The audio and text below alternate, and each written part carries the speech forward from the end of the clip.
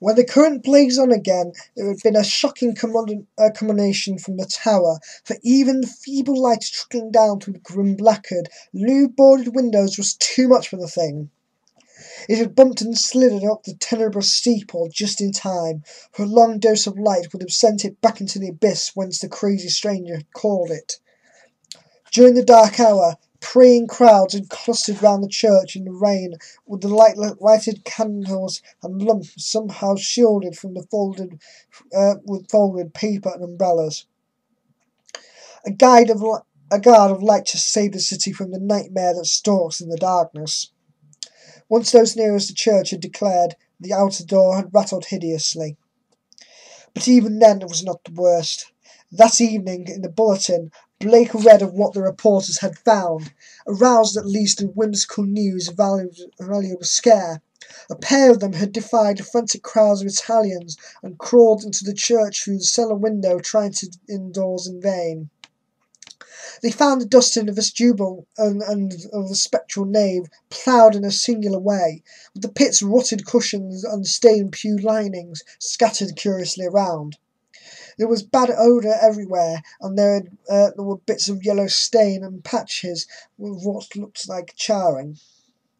Opening the door to the tower and pausing a moment at the suspicion of scraping sound above, they found the narrow spiral stairs white, roughly clean.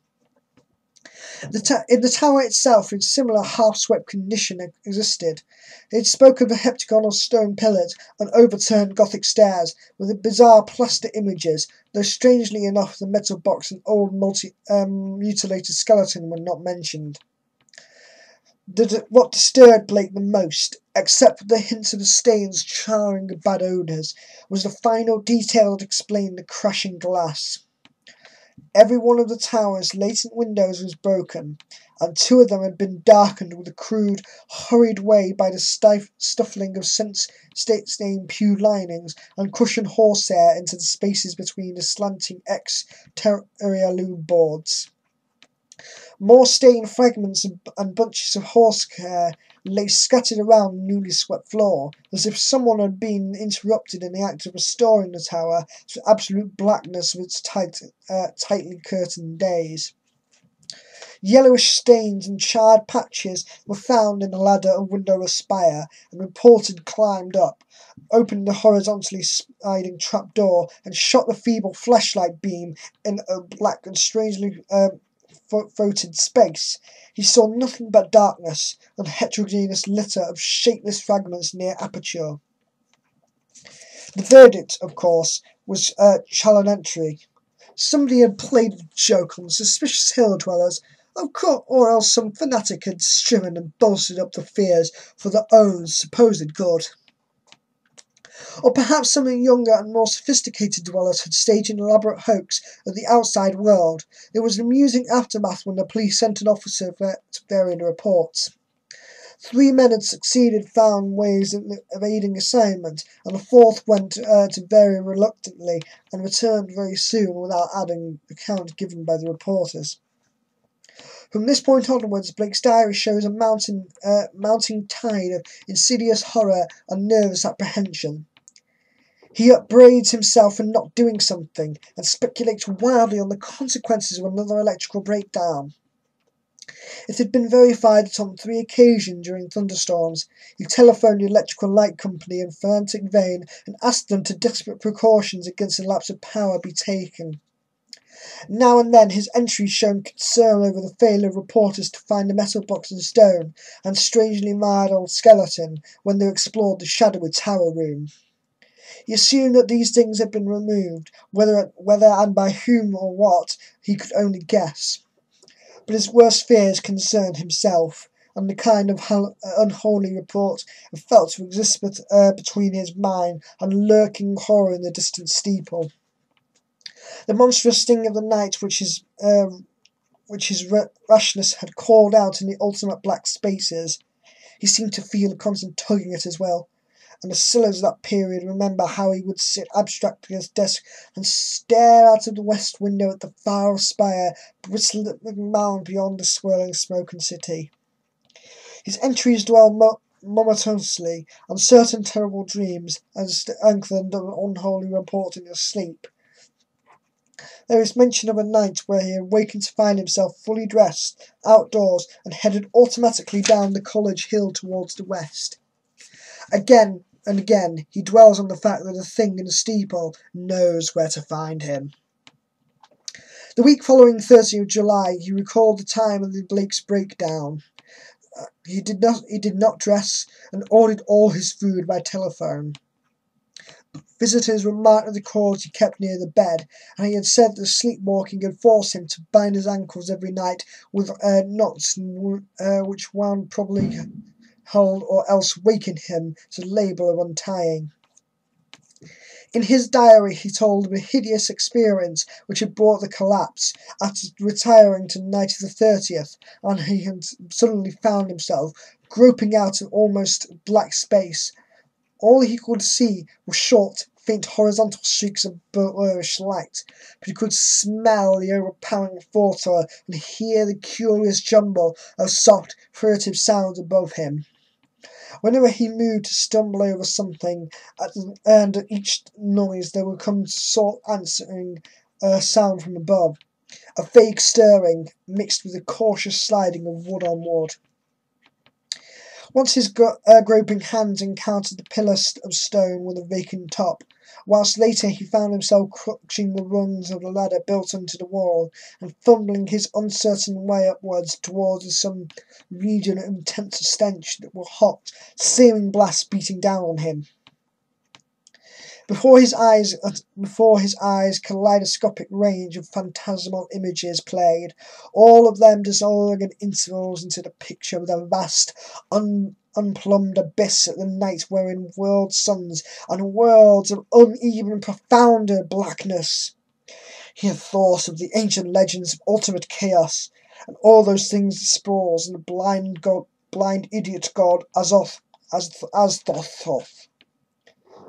Azathoth, lord of all things, encircled by his flopping horde of mindless and anthropomorphous dancers, and lured by the thin monotonous piping of the demonic flutes and nameless paws. Then a sharp report from the outer world broke through his stupor and raised him to the unterrible horror of his position. What it was, he never knew. Perhaps it was some belated peal from fireworks heard all summer on Federal Hill, as hailed the various parson saints, of the saints of their native villages in Italy. In any event, he shrieked aloud, dropping frantically from the ladder, and almost stumbled blindly across an obstructed floor, and almost lightless chamber that encompassed him. He knew instantly where he was, and plunged recklessly down the narrow spiral staircase, tripping and bruising himself at every turn. There was a nightmare fight through the vast cobweb nave, whose ghostly arches raised up in realms leering shadow, and sightless scrambled through a littered basement, and climbed over to regions of air and streetlights outside, and mad racing down a spectral hill and glimmering gabes, across the rim, silent city and tall black towers, and up the steeple eastward, precipice to its own ancient door. On regaining consciousness on the floor, he found himself laying on the stony floor, fully dressed. Dirt and cobwebs covered him, and every inch of his body seemed sore and bruised. When he faced the mirror, he saw his hair was badly scorched, while a trace of strange, evil odour seemed to cling to his outer clothing. It was then that his nerves broke down. Thereafter, lounging exhaustedly about in his dressing gown, he did little but stare from the west window, shiver at the threat of thunder, and make wild entries in his diary. The great storm broke just before midnight on 8th of August. Lightning struck repeatedly in all parts of the city, and remarkable fireballs were reported. The rain was torrential, while a constant fusillade of thunder brought sleeplessness to thousands. Blake was utterly frantic in his fear of the lighting system, and tried to telephone the company around 1 a.m. Though by the time service had been temporarily cut off for the interest of safety. He recorded everything in his diary, and the large, the nervous and often undecipherable hieroglyphics, telling their own story of growing frenzy and despair, and entries scrawled blindly in the dark. He had to keep the house dark in order to see out the window, and it appears that most of the time was spent at his desk, peering anxiously through the rain across the glistening miles, downtown roofs of Constellation, distant lights and marketing Federal Hill. Now and then he would fumbly make an entry in the diary, sort of detached phrases as, the lights must not go. It knows where I am. I must destroy it. And it's calling to me. But perhaps it means no injury to this time. Are found scattered down over the pages. The lights went out all over the city. It happened at 2:12 a.m, according to Powerhouse Records, but Blake's diary gives no indication of the time. The entry is merely, lights out, God help me. On Federal Hill there were watchers as anxious as he, and the rain-soaked knots of men paraded in the square alleys around Evil Church, which umbrella-shaded candles, electric flashlights, oil lanterns, crucifixes, and obscure charms of many sorts covering some in Italy. They blessed each flash of lightning, and made cryptical signs of fear with their right hands when they turned the storm caused the flashes to lessen and finally to cease altogether. The rising wind blew out most of the candles, so the scene grew threateningly dark. Some roused Father Mazzullo to Spirit Santo Church, and he had hastened to Dismissal Square to pronounce whatever hopeful syllables he could. Of the restless and curious sounds in the blackened tower, there was no doubt whatever. For what happened at 2:35 will give the testimony of a priest, young, intelligent, and well-educated person, Patrolman William J. Monaghan, and Central Station, an officer of high stability who had caused the part of the beat inspect the crowd, and most of 78 men who had gathered around the church's high bank wall, especially those in the square where its eastward facade was visible. Of course, there is nothing which can be proved as being outside the ordinary nature. The possible causes of such an event are many.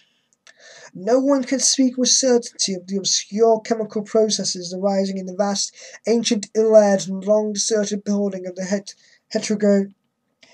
heterogeneous content. Mephitic vapours, spontaneous combustion, pressure gases are born like decay. Any one of numberless phenomenon might be responsible. And then, of course, the fact of conscious challenge can be no means excluded. The thing was really quite simple in itself, and covered less than 3 minutes of actual time. Father Maluzzo, always precise man, looked at his watch repeatedly. It started with the definite swelling and dull fumbling sounds outside the black tower. There had for some time been vaguely exhalation of strange, evil odours from the church, and this had now become emphatic and offensive. Then, at last, there was a sound of splintering wood, and a large, heavy object crashed down in the yard beneath the frowning easterly facade. The tower was invisible now, and the candles would not burn, but as the object neared the ground, the people knew it was the smoke-grimed lower boarding of the tower's east window. Immediately afterwards, an utterly unbearable photo wailed forth in unseen heights, choking and sickening from the trembling watchers, and almost prostrating those in the square. At the same time, the air trembled with the vibration of his flapping wings, and sudden east-blowing winds more violently than any previous blast snatched up the hats and wrenched the dripping umbrellas of the crowd. Nothing definite could be seen of the candles in the night. There was something upward-looking spectators thought they glimpsed a great splendid blur of denser blackness against the inky sky. Something like the formless cloud of smoke that shot with a meteor-like spread towards the east.